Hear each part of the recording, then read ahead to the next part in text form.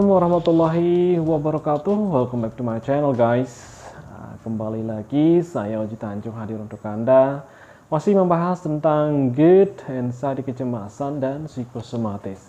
Apa kabar teman-teman subscriber semuanya? Tanpa terkecuali saya doakan Anda tetap diberikan kesehatan, sehat jasmani dan rohani, dan tentu segera lepas dari gangguan-gangguan atau sensasi-sensasi yang Anda rasakan di tubuh teman-teman. Amin ya rabbal alamin.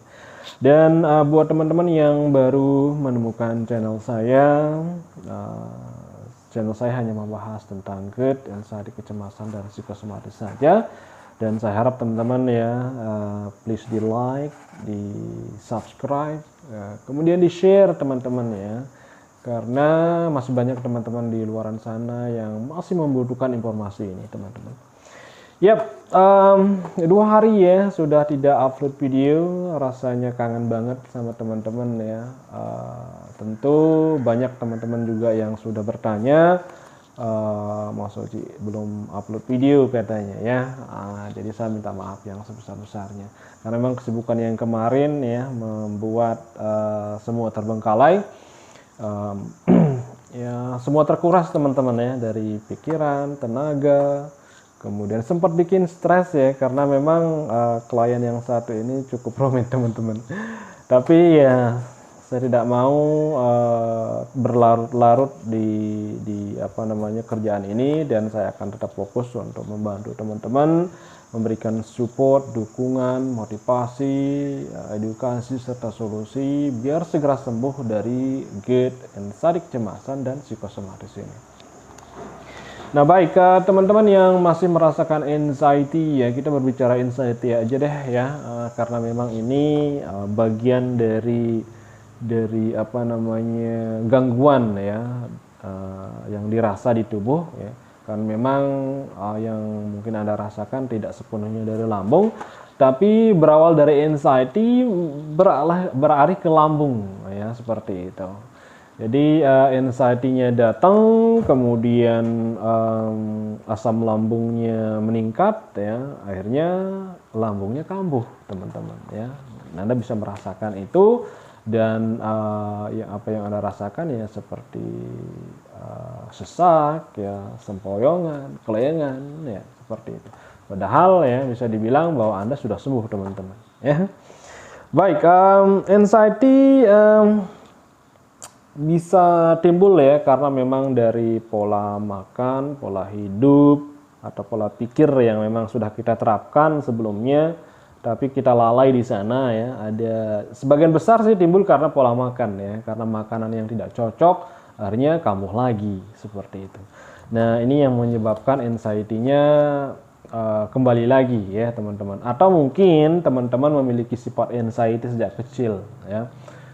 Mungkin dulu masih kecil pernah trauma ya, sempat dikejar orang ya, atau menemukan laki-laki di jalan ya yang mengerikan seperti itu. Akhirnya terbawa ketika dewasa, akhirnya memiliki sifat anxiety itu sendiri teman-teman. Dan yang menyebabkan anxiety itu lebih membuat kambuh itu ya dari pola makan dan pola hidup tadi ya teman-teman. Mungkin pola makannya nggak teratur, terus kemudian pola hidupnya hanya diam saja di rumah ya, akhirnya anxiety naik ya, sedikit-sedikit naik dan menimbulkan asam lambung naik kembali ya, seperti itu teman-teman. Ada juga anxiety disebabkan oleh trauma ya, hampir sama dengan sifat anxiety ya, tapi di sini lebih mengarah ke trauma ya.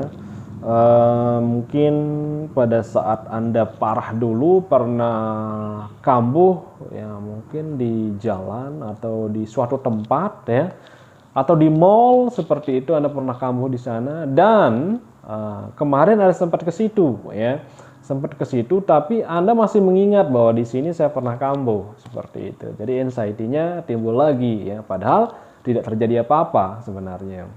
Nah, akhirnya anxiety-nya timbul ya, membuat asam lambung lagi tinggi seperti itu ya. Dan Anxiety juga bisa ditimbulkan oleh sifat emosional ya, emosi yang memang masih tinggi teman-teman ya, yang Anda rasakan ya, atau mungkin saya lebih mengarah ke sifat emosi yang terpendam seperti itu. Mungkin Anda punya permasalahan dulu yang tidak sempat diselesaikan ya, akhirnya mengingatkan kembali di dalam pikiran Anda, akhirnya menimbulkan kecemasan akhirnya ya asam lambung meningkat lagi ya, seperti itu. Jadi teman-teman jangan terjebak di sini ya, usahakan untuk ketika Anda mendapatkan dari sifat yang saya sebutkan tadi, itu salah satunya ya, teman-teman bisa terus mencoba untuk merubah ya, atau bangkit ya, atau segera alihkan ke sesuatu yang lain. Jadi tidak berlarut-larut di situ doang teman-teman ya. Jadi kita berusaha untuk berpindah atau memikirkan hal yang lain sehingga kita tidak fokus di permasalahan atau mengingat-ingat hal yang sudah kita ingat tadi. Itu adalah satu cara ya untuk cepat mengalihkan ya, biar asam lambung atau kecemasannya tidak terus meningkat, karena kalau kecemasan terus meningkat nanti asam lambungnya akan naik seperti itu ya. Ya seperti itu teman-teman ya, dari anxiety. Anxiety bisa disebabkan oleh pola makan dan pola hidup, ini rata-rata teman-teman ya, atau mungkin Anda anxiety dari sejak kecil, atau sifat anxiety yang Anda miliki dari sejak kecil itu yang masih tertanam ya. Dan bisa datang dari trauma, karena memang di suatu tempat Anda ada kejadian dulu ya. Dan anxiety juga bisa datang dari emosi yang masih terpendam ya, masih ada simpan di hati ya. Jadi ini yang ketiga, ini harus Anda selesaikan teman-teman. Jadi usahakan tidak memiliki konflik ya, sedikit pun kalau kita memiliki gangguan GERD, anxiety, kecemasan, dan psikosomatis ini. Karena ini memang memperhambat teman-teman, memperhambat kesembuhan ya. Dan ya saya doakan ya teman-teman yang merasakan hal ini harus tetap tegar ya, tetap percaya diri, bahwa fokuskan pikiran Anda bahwa apa yang Anda rasakan ini adalah murni dari peningkatan asam lambung saja ya. Dan mungkin ya Anda yang masih merasakan seperti di badan terasa seperti itu ya, dan saya juga merasakan dulu teman-teman ya. Jadi jangan perlu dikhawatirkan, jangan dirasa-rasa ya, bodoh amat deh katanya orang ya, seperti itu metodenya. Jadi teruskan ya, buat Anda jangan terpaku, bangkit ketika Anda ada sensasi di tubuh yang datang ya, jangan terus merasa-rasa gitu. Jadi Anda harus berpindah haluan teman-teman, seperti itu. Jadi lambat laun sensasi-sensasi yang seperti ini sudah biasa Anda rasakan, dan ya seperti terlupa begitu saja teman-teman ya. Jadi kalau kita mengingat terus ya, ini akan kesulitan teman-teman untuk bangkitnya ya. Karena memang yang kita rasakan ya, dan dulu pernah saya rasakan di posisi Anda yang bangun juga sulit ya, berdiri juga sulit, berjalan sulit teman-teman ya, karena memang rasa lemas ya, keringat dingin, terus kemudian sempoyongan ya, dan lumayan saya rasakan dulu teman-teman hal ini ya. Ini yang membuat saya terpuruk pada waktu itu, dan saya tidak mau Anda mendapatkan pengalaman seperti saya yang berlarut-larut seperti itu. Jadi Anda harus melupakan itu semuanya, coba bangkit ya, melatih kembali, karena kita seyogyanya ya setelah kita mendapatkan gangguan ini seperti anak kecil kembali teman-teman. Takut akan ini itu, nggak berani keluar ya, tidak berani sosialisasi seperti itu. Ya, jadi ya saya minta teman-teman untuk mengerti ya apa yang saya sampaikan ini sebagai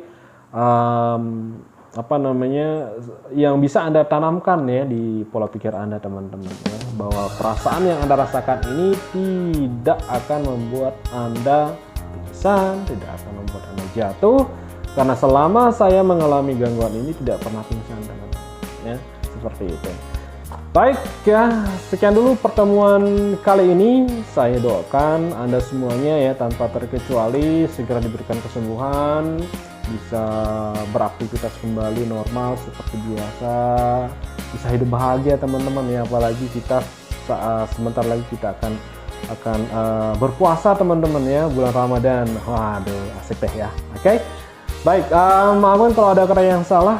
Saya minta maaf yang sebesar-besarnya. Wabillahi taufiq wal hidayah. Wassalamualaikum warahmatullahi wabarakatuh.